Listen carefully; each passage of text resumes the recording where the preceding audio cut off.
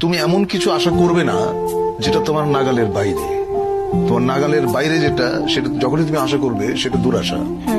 দুরাশাটা করতে নেই, আশা করো যা তোমার ক্ষমতার ভেতরে আছে, যা তুমি অর্জন করতে পারবে, যা তুমি গ্রহণ করতে পারবে, ওইটুকু আশা নিয়েই মানুষ বাঁচে।